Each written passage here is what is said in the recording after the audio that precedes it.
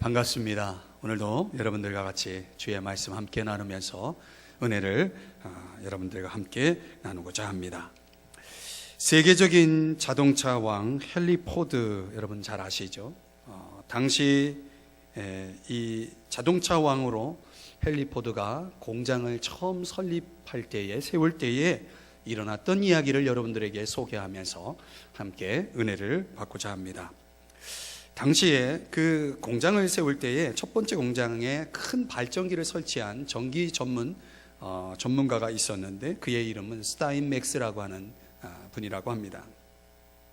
어느 날 이 큰 발전기 설치를 한 이 발전기가 고장이 난 거예요. 그래서 공장 전체가 이제 가동이 중단되고, 그래서 이제 많은 수리공들 또 전기 전문가들을 이제 불러서 수리를 하려고 했더니 그게 안 된 거예요.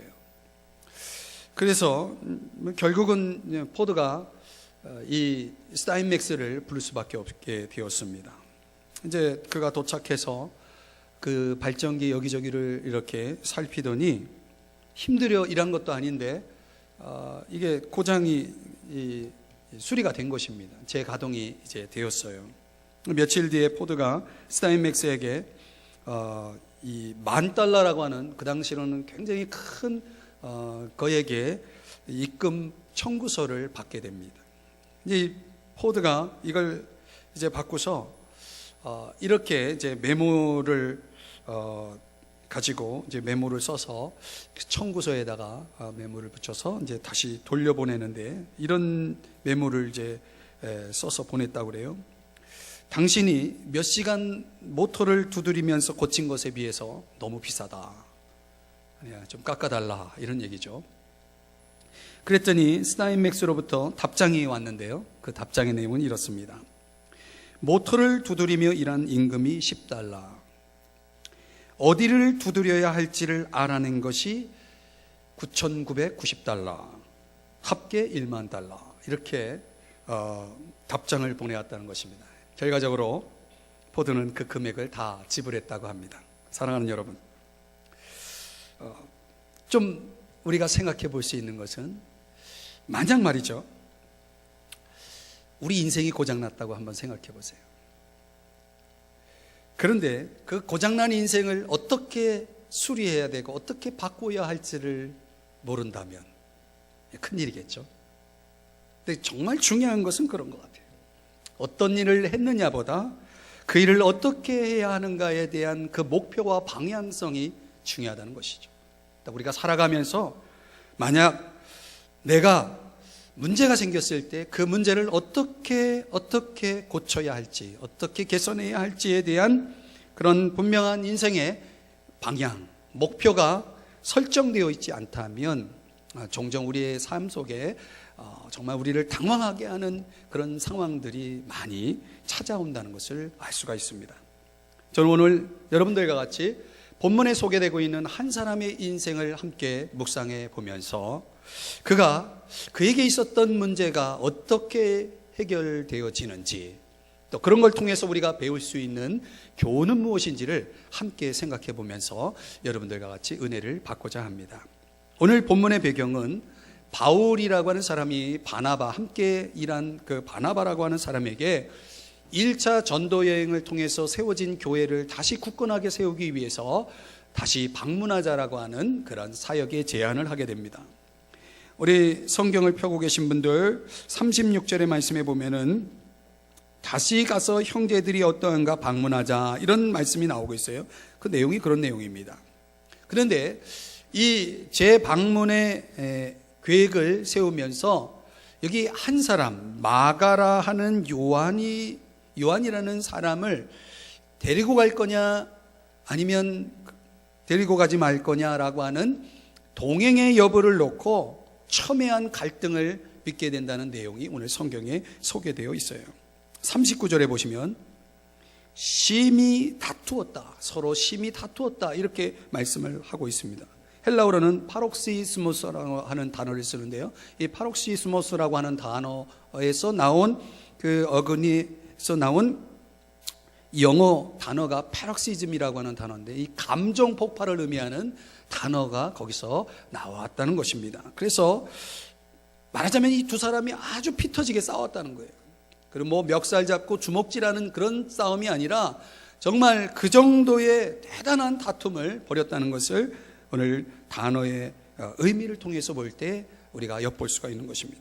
그 논쟁의 핵심 내용이 뭐냐면 말씀드린 대로 38절 한번 보실까요? 성경 38절에 보면 밤빌리아에서 자기들을 떠나 함께 일하러 가지 아니한 사람, 그 사람이 바로 마가라 하는 요한인데요, 문자적으로 말하면 자기들 떠났다라고 하는 것은 버렸다는 얘기예요. 이런 사람과 같이 갈 수 없다, 이게 바울의 생각이고, 이런 사람이라도 같이 데리고 가자, 이게 바나바의 생각이었습니다. 결과적으로는 39절의 말씀에 보면은 피차 갈라서니 이렇게 말씀하고 있어요. 자, 우리가 이 두 사람의 생각을 한번 깊이 이렇게 들여다보면은 사실 두 사람의 생각이 옳아요. 바울의 생각은 뭐냐면 이 마가라는 요한이 과거의 경험에 비춰볼 때 이 사람은 선교하러 갈 만큼 충분히 준비되어 있지 않은 사람이에요. 그러니까 지금 데려가는 것은 유익하지 않다, 나중에 준비되면 데려가자, 이런 차원의 생각을 바울이라는 사람이 가졌던 거고, 바나바는 그가 가지고 있는 좋은 잠재력과 자질을 볼 때에 그를 데려가서 키워야 된다, 기회를 주어야 된다라고 생각하는 사람은 바로 바나바라는 사람이 가졌던 생각이에요. 한 사람은 현재적인 관점에서, 또 한 사람은 미래적인 관점에서 그 마가라는 요한을 본 것이죠. 사람이 사람을 보는 관점에 따라서 이렇게 서로 다른 그런 견해를 가질 수 있다라고 하는 것이죠. 자, 그래서 저는 오늘 이 말씀을 묵상하면서 여러분들과 같이 본문에서 이 마가라고 하는 사람 때문에 벌어진 일 아닙니까? 이 마가라는 사람의 이야기를 오늘 본문과 다른 성경을 참고해 보면서 우리가 그 속에서 배울 수 있는 교훈이 있다라고 생각이 됩니다. 마가의 이야기에서 배울 수 있는 교훈, 그것은 무엇일까요? 그게 세 가지로 오늘 요약해 볼 수 있겠습니다. 첫 번째는요, 우리도 넘어질 수 있다는 것입니다. 한번 따라 하십시다. 나도 넘어질 수 있다. 자, 마가라고 하는 사람에 대해서 한번 생각을 해보죠. 여러분 성경 37절의 말씀에 보면 그를 소개하는데 이렇게 소개하고 있어요. 마가라 하는 요한. 마가와 요한은 같은 사람인데요, 근데 이름이 두 개예요. 마가는 로마식 이름이고 요한은 히브리식 이름이에요. 우리가 뭐 영어 이름 같고 또 우리 한국 사람이 또 한국 이름, 영어 이름 다 이렇게 영어로 된 이름 다 가지고 있는 것처럼 말이죠. 여기 요한이라고 하는 유대식 이름의 뜻은 뭐냐면 하나님은 은혜로우시다, 이런 뜻이에요. 그러니까 이런 것을 놓고 봤을 때 마가라 하는 요한은 신앙의 가정에서 태어난 것이 분명해요. 그 부모가 이름을 그렇게 지어준 거죠. 하나님은 은혜로우시다, 요한이라는 이름을 붙여준 거예요. 그러니까 우리로 말하면 모태신앙이죠. 어려서부터 부모의 신앙의 배경 속에서 성장한 사람이라고 볼 수가 있겠습니다. 또 하나 흥미로운 것은요, 마가라고 하는 사람에 대한 기록이 마가복음 14장에 소개되고 있는데 예수님이 겟세마네 동산에서 기도하시고 내려오시면서 붙잡히게 돼요. 그 현장에 있었던 10대 청소년이 있었는데 바로 마가라는 청소년이 거기에 있었다는 거죠. 그때 그 위험한 상황에서 벗은 몸으로 도망간다라는 내용이 나와요. 그러니까 어떻게 보면 호기심이 많은 사람이고 그러면서도 굉장히 소심하고 겁이 많고 또 성숙하지 못한 그런 모습의 10대 청소년의 모습으로 마가라고 하는 사람을 소개해 주고 있어요. 또 여러분 마가 하면은 성경을 읽어보신 분들은 알겠지만은 예수님이 최후의 만찬을 보낸 장소가 어디냐면 마가의 다락방이죠. 그리고 예수님이 부활하시고 승천하신 이후에 120명의 제자들이 함께 모여서 기도회를 열었던 장소가 마가의 다락방이에요. 120명이 들어가서 기도회를 할 수 있을 만큼 그 마가의 집은 굉장히 넓었다는 것을 알 수 있어요. 그것은 경제적으로 부유했다라고 하는 것도 우리가 엿볼 수 있는 것입니다. 그렇기 때문에 이렇게 종합해 보면 신앙의 가정에서 태어나서 영적으로 신앙적으로 성장했고, 그리고 경제적으로도 아주 부유해서 별 고생 없이 좀 평탄하게 성장한 마가라고 하는 사람이 뭐 성품적으로 볼 때, 기질적으로 또 영적으로 볼 때는 여러 가지 부족한 부분들이 많이 있었다라고 하는 것을 알 수가 있어요. 좋은 환경에서 성장했지만 그가 가지고 있는 그 내면에 가지고 있는 것들은 상당히 실망스러운 모습이죠. 또 사람들로 하여금 걱정스럽게 만드는 일종의 문제를 가진 사람이에요. 자, 이렇게 보고 우리가 15장 38절 오늘 성경을 다시 돌아보면 왜 마가라고 하는 사람이 선교 여행 중에 그 일행 가운데서 이탈해서 집으로 돌아왔느냐, 중간에 포기하고 집으로 돌아와 버렸다는 내용을 소개해 주고 있는데, 도대체 이런 상황이 왜 벌어졌는가라고 하는 것을 학자들이 세 가지로 추론해 보고 있어요. 첫 번째는 전도 여행이니까 여행의 환상이 있었던 것 같아요. 근데 여행 중에 좋은 일 있고 기쁘고 재미나는 일만 있을 줄 알았더니 전도 여행을 다니는 중에 여러 가지 어려운 일을 겪으면서 겁이 많았던 것 같아요. 그래서 두려움 때문에 집으로 돌아왔다, 이렇게 보는 학자들도 있고, 또 아버지는 일찍 돌아가셨던 걸로 보고 있습니다. 그래서 홀 어머니와 같이 이렇게 자랐는데, 그 홀 어머니가 과부인데다가 어머니 혼자 집에 있고 또 집이 그리웠던 것 같아요. 그래서 어떤 학자들은 향수병에 걸려가지고 그것 때문에 집으로 돌아왔을 것이다, 이렇게 보는 학자들도 있습니다. 또 하나는요, 여기 본문에 밤빌리아라고 하는 그 단어가 나오는데, 그 밤빌리아라고 하는 곳에서 여행 중에 코스가 버가라고 하는 도시를 통과하는 그런 코스로 결정이 되는데, 당시 이 버가라고 하는 도시는 말라리아에 감염된 도시로서 아주 이렇게 환경적으로 굉장히, 오늘날 에볼라 같은 그런 그 감염될 수 있는 그런 바이러스들이 그 도시에 있어서 사람들이 많이 이렇게 그 감염되는 그런 일들이 있었다고 그래요. 그래서 그것을 피하기 위해서 바울이 그 지역을 통과할 수 있는 코스로 이 타우루스라고 하는 산맥을 건너는 그런 고산지대를 통해서 돌아가는 그런 코스를 정했을 때, 고생을 별로 안 해본 이 마가가 도저히 난 그쪽으로 갈 수가 없다 해가지고 그것 때문에 반대하고 집으로 돌아갔다, 이렇게 보는 학자들도 있어요. 뭐 성경에 나오는 내용은 아니고 성경을 연구한 학자들이 그렇게 세 가지 중에 하나였을 것이다, 이렇게 보고 있는데, 이유가 무엇이든지 간에 마가의 행동은 올바른 행동은 아니죠. 신앙적으로 볼 때, 성품적으로 볼 때 그는 분명히 연약하고 성숙하지 못한 사람이었던 것이 분명합니다. 그런 것 때문에 결국은 문제가 생겼고 넘어진 것이죠. 그래서 그것 때문에 바울이 지금 이렇게 흥분하고 있는 것이고 바나바와 지금 첨예한 갈등을 빚고 있었다라고 하는 것입니다. 자, 그렇다면 여러분, 마가에게만 그런 것이 있을까요? 오늘 살다 보면 우리도 어떤 이유로 넘어질 수 있겠죠. 우리가 가지고 있는 어떤 약점 때문에, 그것이 성품이든 기질이든 간에 환경적이든 간에 우리들에게 있어서 그런 치명적으로 나를 넘어지게 만드는 그런 약점과 연약성이 우리 모두가 다 가지고 있을 수 있다. 여러분, 그렇다면 오늘 우리는 마가는 우리의 거울일 수 있는 것입니다. 우리도 이렇게 이런 문제로 인해서 갈등할 수 있고, 이런 문제로 인해서 우리는 서로 다툴 수도 있는 것이죠. 그런데 여러분, 희망적인 건 뭐냐면, 여기서 중요한 것은 이것이 마가의 인생의 결론이 아니었다는 것입니다. 그렇게 실패하고 넘어지고 이런 부족한 인생으로 그냥 마가의 인생이 끝이 나지 않는다는 것이죠. 그래서 오늘 마가의 이야기에서 배우는 두 번째 교훈은, 마가에게 있었던 것처럼 우리 곁에도 도울 자가 필요하다는 것입니다. 한번 따라 하십시다. 내 곁에 도울 자가 있어야 된다. 자, 오늘 본문 39절의 말씀해 보시면요, 바나바는 마가를 데리고 가자, 이렇게 주장하고 있습니다. 자, 말씀드린 대로 바울이라고 하는 사람은 여행 도중에 포기하고 이탈한 이 마가의 문제는 매우 심각하다. 그래서 고로 지금 마가를 데려가는 것은 옳지 않다라고 주장하고 있는 것이고, 그 첨예한 의견 대립 속에서 결과적으로는 두 사람이 갈라서게 되죠.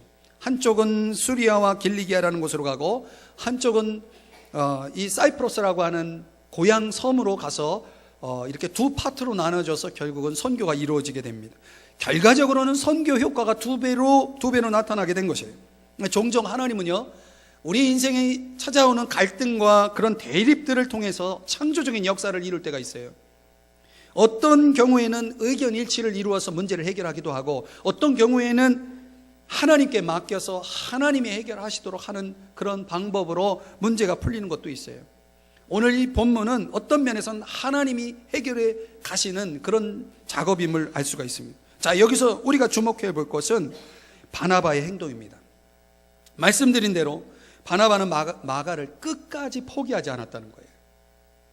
그래서 오늘 적어도 약점이 그렇게 많고 연약했던 마가였지만 그를 포기하지 않고 곁에서 그를 계속 격려하고 그가 가지고 있는 좋은 잠재력을 발견해서 다시 기회를 주고 있는 이 바나바의 역할은 얼마나 중요한가. 자, 그렇다면 여러분, 우리에게도 이런 역할을 해줄 수 있는 사람이 우리 곁에 있다면, 그런 사람이 있다면 우리 삶은 얼마나 든든할까요? 이런 사람이 필요하지 않을까요? 자, 하나님께서 이 바나바를 통해서 마가라고 하는 사람의 삶을 이렇게 이끌어 가시는 것을 우리가 볼 수가 있어요. 바나바는 그 이름의 뜻이 뭐냐면 위로자, 격려자라는 뜻이에요. 사도행전 9장에 가보면 어떤 일이 있냐면, 바울이라고 하는 사람이 처음 예수를 믿게 되었을 때 그 교회 공동체 안에 사람들이 바울이라는 사람이 예수를 믿을 것 같지 않아요. 믿질 않아요. 당신 믿는 척하면서 우리를 또 위협하고 어려움을 주려고 하지, 이런 식으로 생각하면서 바울을 받아들이지 않아요. 그럴 때 바나바라고 하는 사람이, 바나바가 바울을 데리고 가가지고 제자들에게 설명을 해요. 이 사람 정말 예수 믿는 사람이고 이제 우리에게 유익한 사람이니까 함께 하자 해가지고 바울이 공동체 속으로 들어오는데 아주 중요한 역할을 바나바가 하게 됩니다.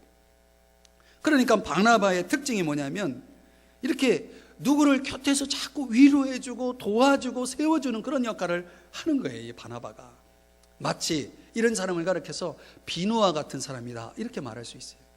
비누는요, 녹아서 작아져요. 점점 쓸수록. 뭐 자꾸 깨끗하게 하죠. 다른 사람을 돋보이게 하는 그런 역할. 자기는 녹아 없어지지만 그래서 마침내 완전히 사라지잖아요. 흔적도 없이. 비누가 녹지 않는다면 그 비누는 필요가 없어요. 자기는 녹아지고 다른 것은 깨끗하게 하듯이 마치 이런 비누와 같은 삶을 살아가는 그런 모습이 오늘 바나바의 삶에서 우리가 엿볼 수가 있는 것이죠. 바나바는 그런 차원에서 마가에게도 똑같은 역할을 해요. 그래, 단연간 그를 영적으로 잘 지도해가지고 정서적으로 영적으로 성장해서 성숙해질 수 있도록 도와주고 있는 모습을 보게 됩니다. 사랑하는 여러분, 여러분의 곁에 이런 바나바 같은 사람이 있나요? 나를 성품적으로, 기질적으로, 또 영적으로, 인격적으로 내 옆에서 나를 이렇게 도와주는 그런 사람, 내가 성장할 수 있도록 내 인생에 아주 든든한 버팀목이 되어주고 디딤돌이 되어줄 수 있는 그런 사람, 자기를 녹아내려 나를 더 빛나게 해줄 수 있는 그런 사람. 오늘 우리가 인생을 살아가면서 이런 사람들을 만날 수 있기를, 이런 사람들이 여러분 곁에 있기를 주의 이름으로 축복합니다. 오늘 여러분에게 영상 하나를 보여드리려고 하는데요, 제가 며칠 전에 이 영상을 보고 참 눈물이 나오더라고요.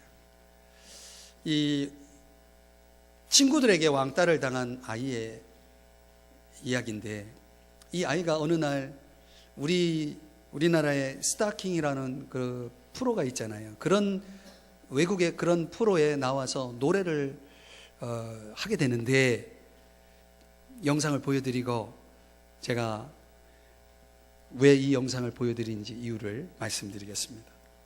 이 아이에게 필요한 것이 무엇이었는지를 한번 영상을 통해서 보시기 바랍니다. 한번 보여주시죠.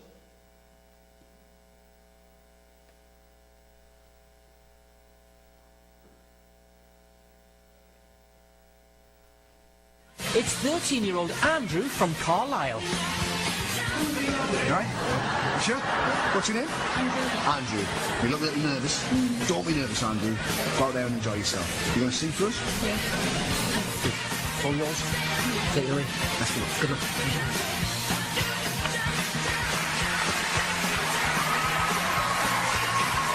So he's up and Mum waits anxiously in the wings.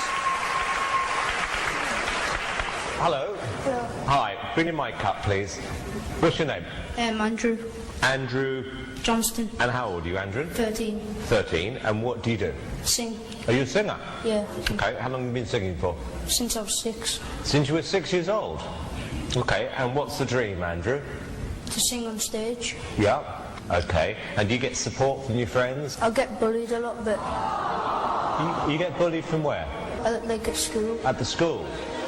But I've been bullied all my life since I was 6 because my mates have been telling us to leave it because they don't like that kind of music. And how do you deal with it? Carry on singing.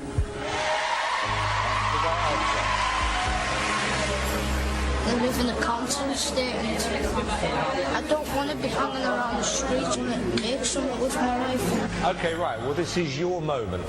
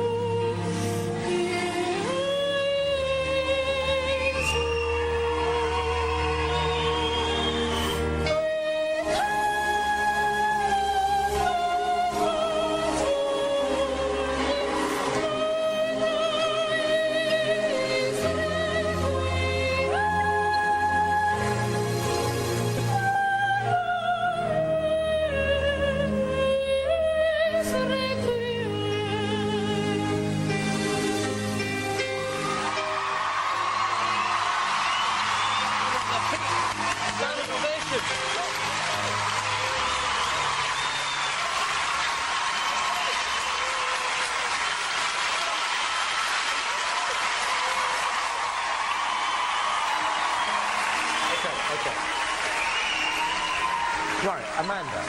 Well, I really promised myself that I wasn't going to cry on this show. I just was mesmerised by you. I could not take my eyes off you. You could knock all those bullies out with that voice.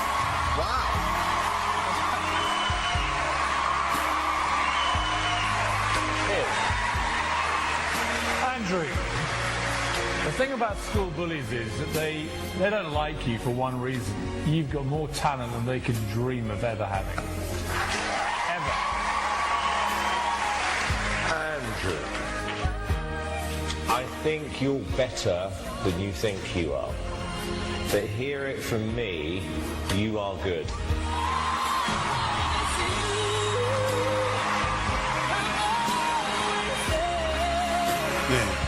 But most importantly, what I want to see now, Andrew, I want to see a bit of confidence and self-belief. I want you to come on, if you make it through to the next round, look me in the eye and say, you know what, I can win this, because you're capable. 여기까지 Moment of truth. 보시겠습니다. 여러분, 이 영상 짧은 영상이지만 이 아이에게 필요했던 것, 또 이 아이가 갖고 싶어 했던 것, 그에게 노래가 있었습니다. 그러나 이 아이에게 정말 필요했던 건 누군가 자기를 지지해주고 격려해주고 위로해줄 사람들. 그래서 할 수 있다라고, 너는 할 수 있다고, 너는 우리에게 있어서 정말 훌륭하다고, 이렇게 그를 응원해 줄 수 있는 그런 존재가 오늘 이 아이에게 있어야 했다는 거죠. 그는 무대에 섰고 피의 예수, 자비로우신 예수여 노래를 불렀습니다.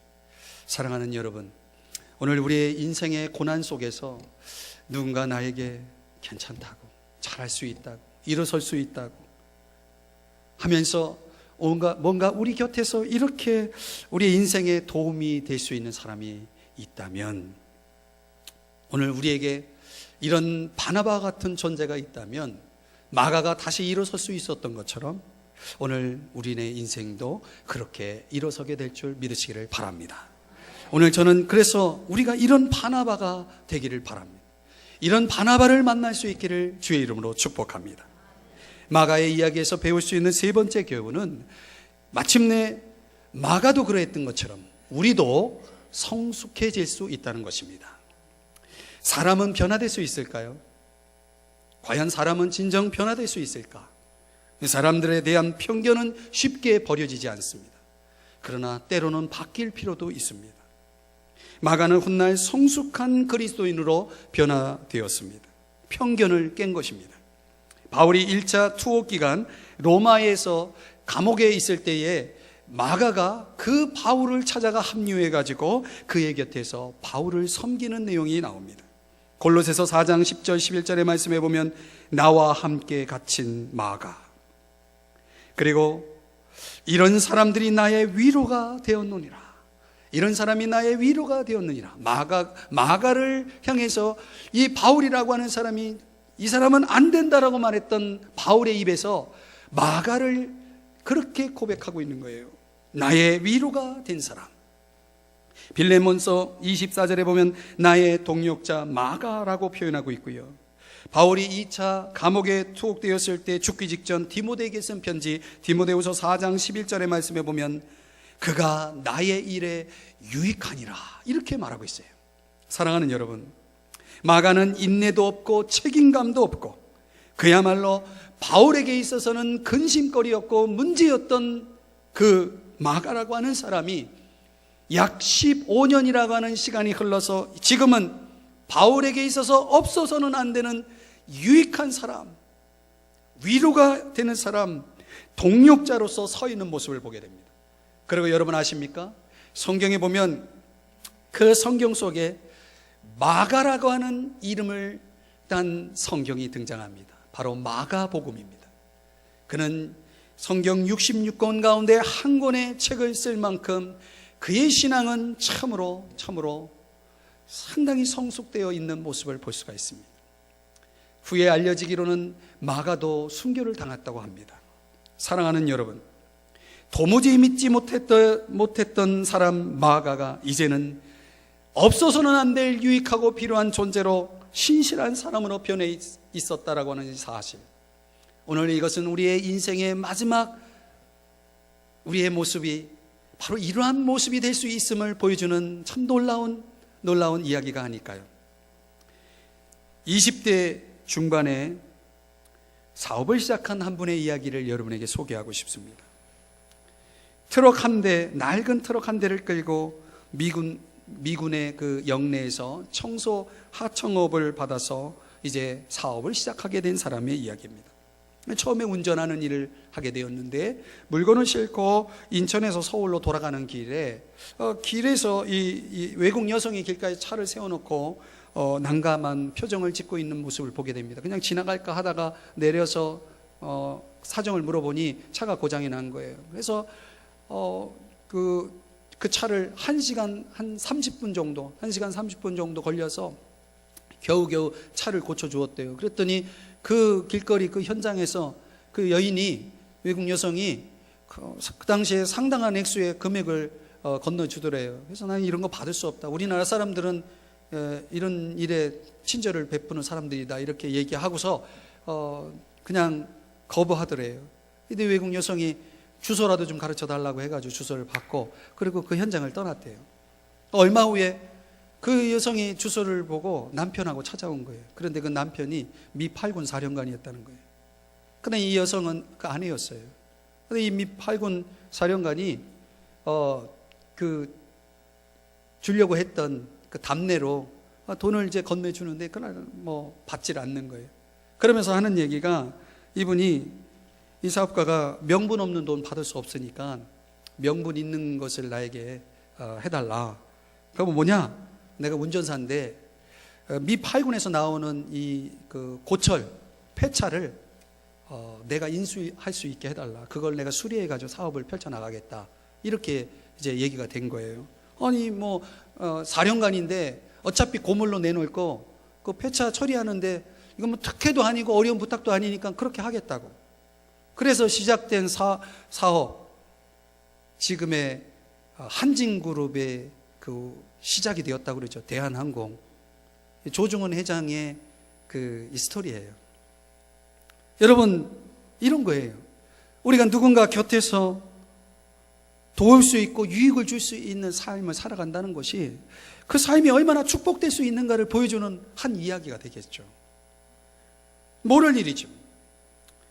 헬렌 니어링이라고 하는 분이 조화로운 삶이라고 하는 책을 쓰면서 거기에서 우리 인생에 있어서 조화로운 삶을 위해서 3가지 규칙이 필요하다 이야기를 합니다. 첫 번째가 뭐냐면 오전 시간에는 여러 가지 분주한 일들 많이 있을 텐데 그런 일들에 우선해서 경건의 시간을 좀 가지라는 것입니다. 경건의 시간. 좀 사색하는 시간이 필요하다는 거예요. 현대인들에게. 두 번째는 뭐냐면 어떤 경우라도 사랑하는 사람을 생각하라는 것입니다. 나에게 고마운 분, 나를 사랑하는 분, 이런 것들을 생각하면서 모든 만사를 긍정적으로 수용해야 한다는 거예요. 나쁜 거 생각하지 말고 사랑하는 쪽으로 생각하라는 것입니다. 세 번째 조화로운 삶의 규칙이 뭐냐면 돈을 벌더라도 온종일 몽땅 돈 버는 데만 쏟지 말라는 거예요. 성공과 실패라고 하는 것은 별거 아니라는 거죠. 여러분 그런 말 들어보셨어요? 40대가 되면 지식의 평등이 되고 50대가 되면 외모가 평등하고 60대가 되면 성이 평등하고 70대가 되면 건강이 평등하고 80대가 되면 재물이 평등하고 90대가 되면 생사가 평등해진대요. 맞는 말이죠. 여러분 그래서 그 헬렌 니어링이 이야기하는 게 뭐냐면 마음의 여유를 가지고 살라는 거예요. 다 뭐 돈 하지 말고 마음의 여유를 가지고 살라. 결국은 헬렌 니어링이 하는 이야기는 저는 한마디로 말하면 다른 사람들에게 유익한 인생을 좀 살라, 좀 보람된 인생을 살라는 얘기 아니겠습니까? 여러분 오늘 성경의 말씀을 요약을 하면서 결국 마가는요 어쩌면 우리의 거울일지 몰라요. 얼마나 연약합니까? 우리에게도 그런 약점, 연약함이 있어요. 그래서 넘어질 수밖에 없는 사람이죠. 마치 이것은 다듬어지지 않은 다이아몬드와 같은 그런 존재들, 그런 마가들이 얼마나 많습니까? 그 중에 내가 있을 수 있고 또 내가 아는 너일 수도 있는 거죠.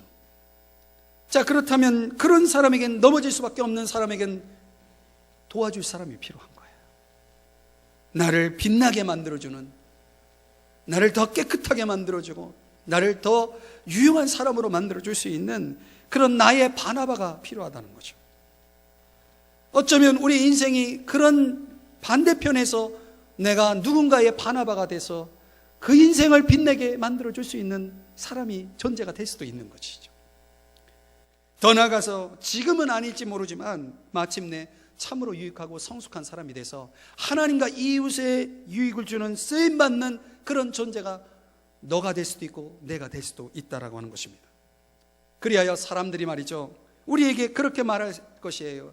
당신은 진정 나에게 유익한 사람이라고, 당신은 진정 나에게 위로가 되는 사람이라고 말할 수 있는 그런 존재, 그런 말을 들을 수 있는 존재.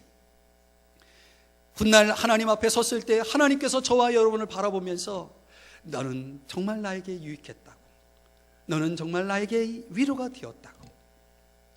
오늘 우리 주님께서 훗날 저와 여러분을 향해서 그렇게 말씀해 주실 수 있는 그런 인생, 여러분이 그런 인생의 주인공이 되시기를 주의 이름으로 축복합니다. 기도하겠습니다.